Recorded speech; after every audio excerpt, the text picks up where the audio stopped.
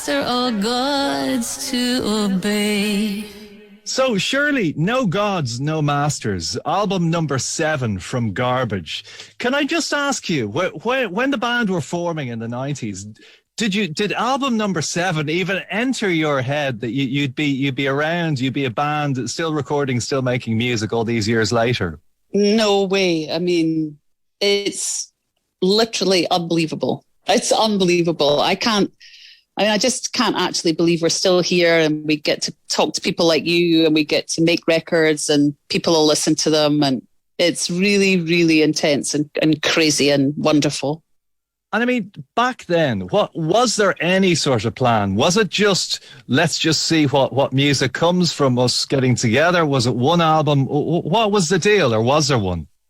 Well, to be fair, I mean, I think there was a idea in place before I joined the band. Like, I think Butch had an idea of the kind of record he wanted to make. And he had been inspired by some of the remixes he had done for Depeche Mode and Your Sons, U2. And he'd been inspired by this sort of approach, I think, to making records. So there was a plan. But then, of course, the best laid plans of mice and men always go wrong. And I arrived and the alchemy that existed between us, it sort of dictated where we went as a band, and it continues to. I mean, we've never had any master plan. I wish we did. I'm always frustrated that we're not the kind of band that have a plan. I wish we were a bit more organised. Everything's a bit chaotic, even though everyone thinks we think everything through. We really don't. We just get together and see what happens. And here we are, 7th record. It's really nuts. So take me back to 2018, because that's when I believe I guess the beginning of the album started in Palm Springs, summer of 2018. What exactly was going on? Was it just rough ideas you were bouncing around, or was there more formed ideas about what the album might be? No, it was just, let's turn up, put our chairs in a circle. Literally, it was like Sunday school or something. We all faced each other in a circle and we just started jamming. I hate that word jamming. It makes my toes curl, but that is indeed what we did. And we did that for about 2 weeks in 2018 and then reconvened in 2019 in our studio in Los Angeles and sort of started working on some of the ideas that we had come up with in Palm Springs. And Duke Erickson, one of the 2 guitarists in Garbage, he had listened to all the jamming. God bless him. I don't know how he managed to stomach that, but he had picked out about 16 ideas that he thought were holding together well, and we started work on them. And then we continued to write, when we were together in the studio, but that formed the nucleus of this record.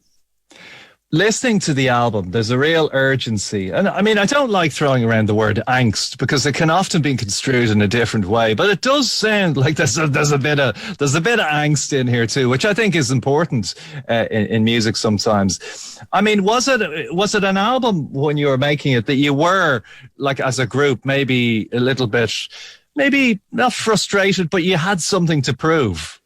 I don't think at this point we feel we've got anything to prove, but I think as 4 thinking individuals, we were horrified by some of the things we were seeing going on in the world. I mean, we were all living in America under Trump, and there seemed to be this rising misogyny, sexism, xenophobia, racism, that we found really alarming and depressing and frightening.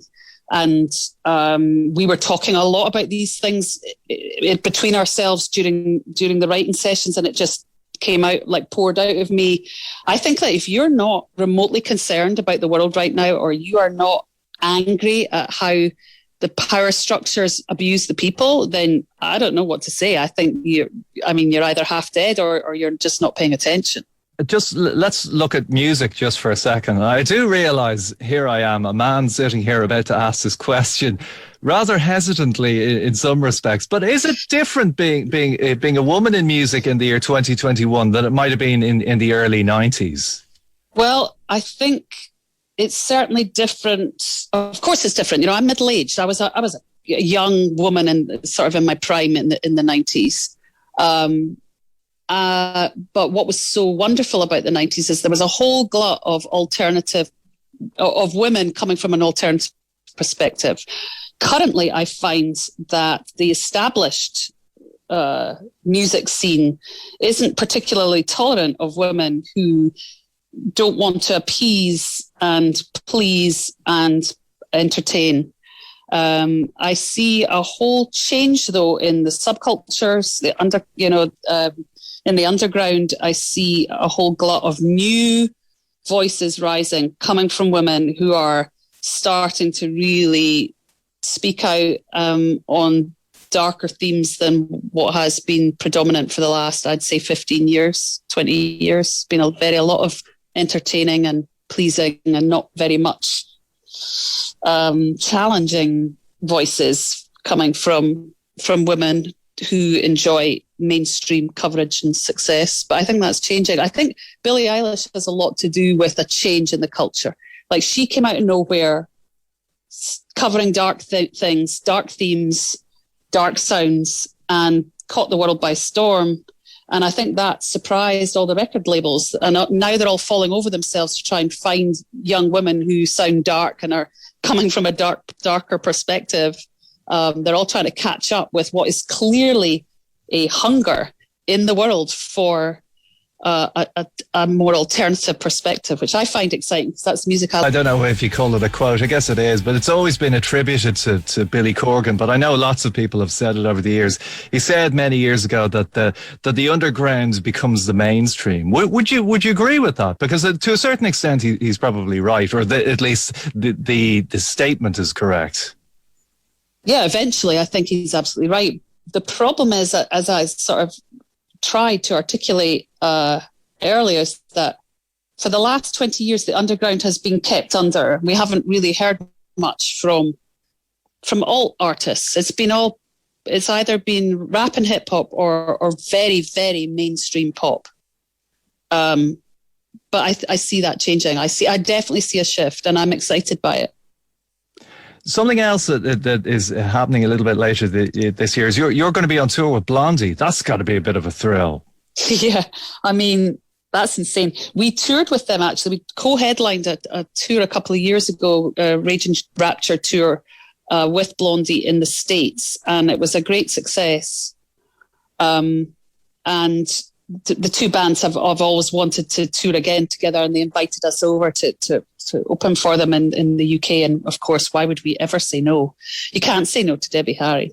And everyone in Garbage is really influenced by Blondie. So it's like it's like a heavenly fit and a great honour to be asked back, and it feels like a great compliment. And we're really, really looking forward to it. I just, fingers crossed that everything continues to go well with COVID and just keeps improving.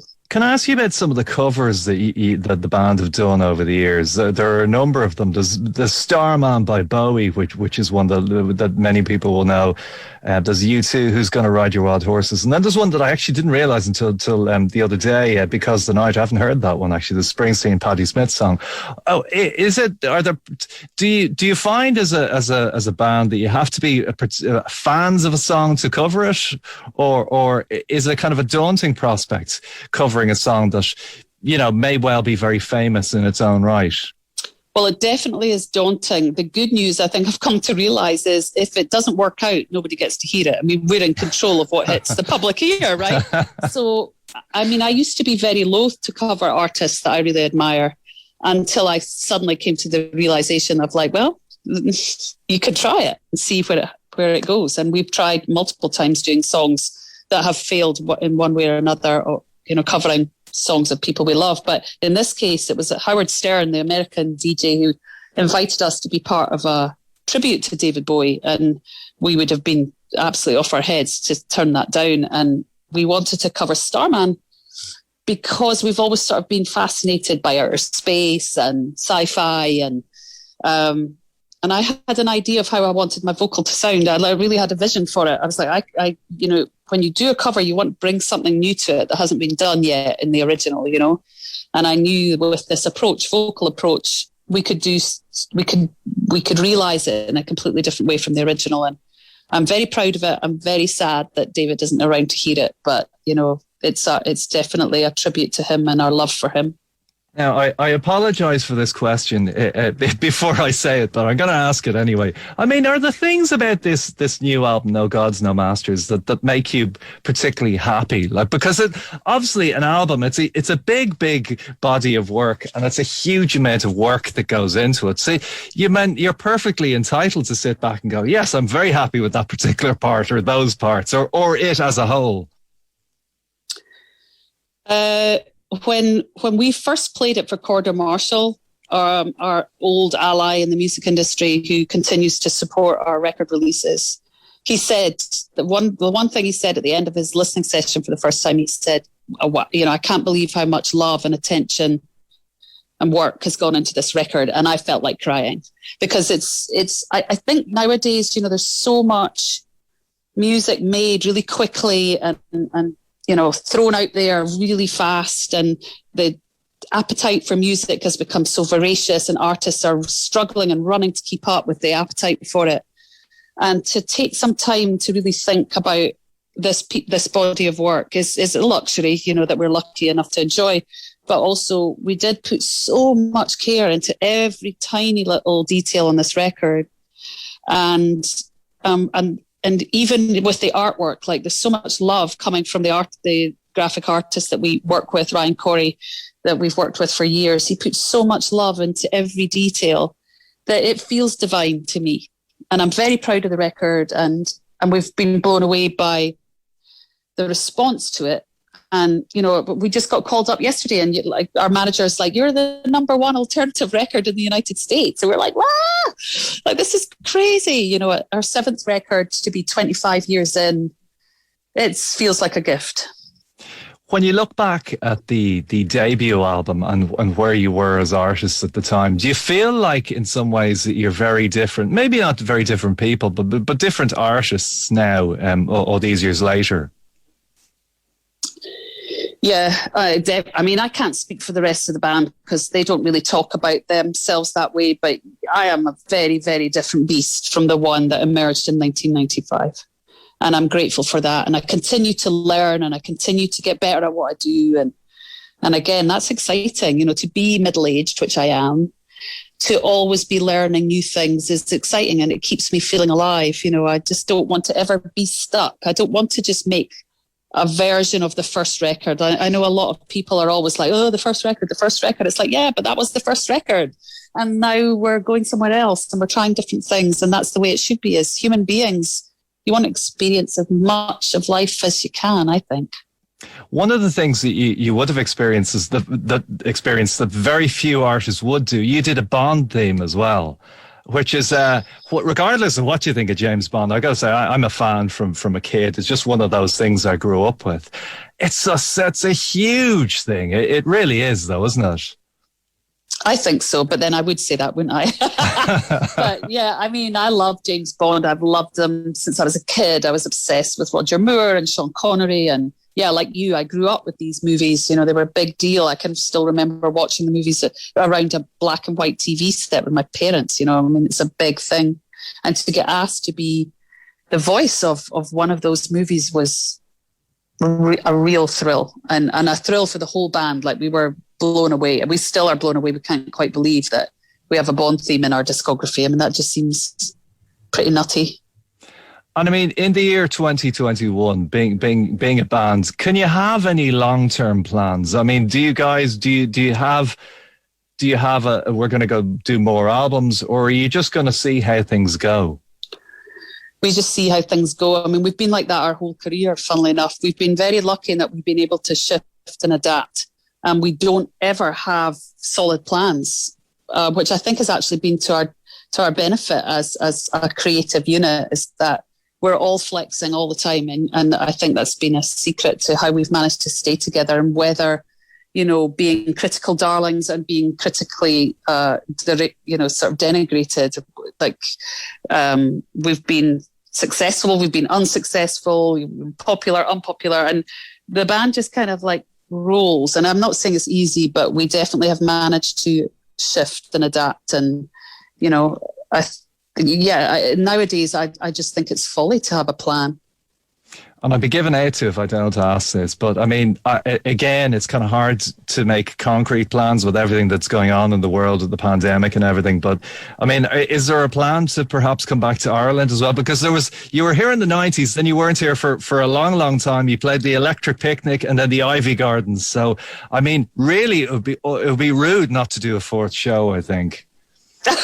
We would love to. I mean, we were blown away by our very last show before lockdown was in your fair city, and it was magical. We hadn't been invited to play Ireland for like 20 years or something crazy like that. We kept being told, no, they don't want you in Ireland, nobody's interested, and we were devastated. And we were like, what did we do to offend the people of Ireland? But the last time we played there, it was magical, and it really sticks in my brain as something beautiful to hold on to. And like, as I said, it's the last show we played. Well, I sincerely hope you do. You also very kindly gave me a shout out from the stage. Now, I wasn't at the gig, but my phone almost melted. Well, you're very loved in your country. You know that, right? People went crazy because I didn't know, like, I just see support, for the band on Twitter, right? So you see it when DJs decide to play your record. And, when you start to see a name and you recognize the name, you're like, okay, this person's playing us regularly. And nobody else was playing us in Ireland. And you really, kept playing our records, and it meant a lot to us. And so, when I was on stage, I said to the crowd, I just want to give a big shout out to Dan Hegarty. And they went mental. Went mental. Well, so it was really sweet. Well, thank you very much. And really what you've got to do is you've got to keep making records so I and other people could keep playing them. So that there you go. No pressure. No pressure. I'll do my best, Dan. I'll do my best. Listen, it's great talking to you. Thanks so much. And congratulations on this album. I really do love it. Thank you so much, Dan. Lots of love to you.